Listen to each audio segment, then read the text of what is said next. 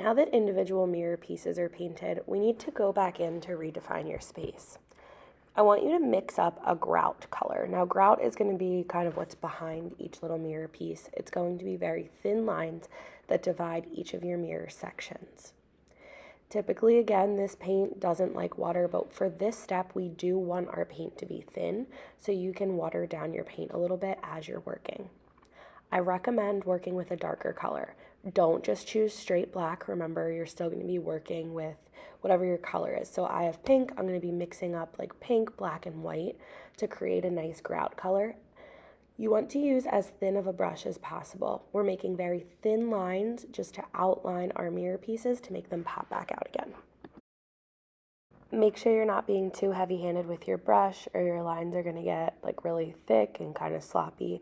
And the point of this is to clean up your painting to make each individual little rectangle piece kind of pop back out. So take your time. This might take a little bit, but you're going to re-outline each of your mirror pieces. You can take your paintbrush and individually do this for each rectangle, or you can retrace your lines across and then your brick sort of sections going down. Just keep in mind that you're outlining each one so that they pop back out so that they're visible for your viewer.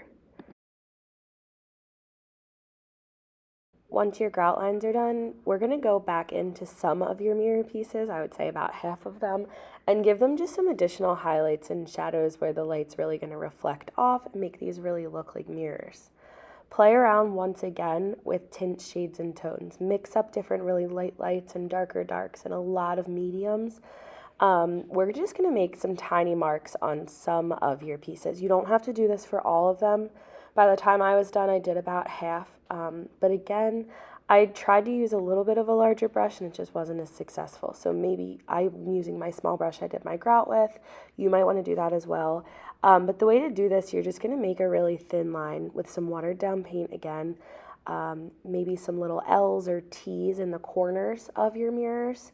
Maybe just a little straight line along the top or the bottom. Just going to give it a little bit of a reflection to really make your viewer believe that this has that mirrored effect. You don't have to do this for all of them. You can use different colors on all of them. On your darker ones, maybe use medium or light shades.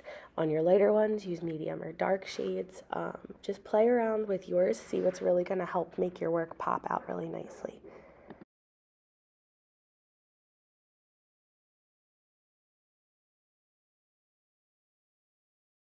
As some of these details start to dry, they may fade into the background, so you might have to go over some of them, and that's totally okay. I did that on a bunch of mine, but once your highlights and shadows and grout and all your extra details are done, then you guys are ready to photograph your artwork and put it on Artsonia.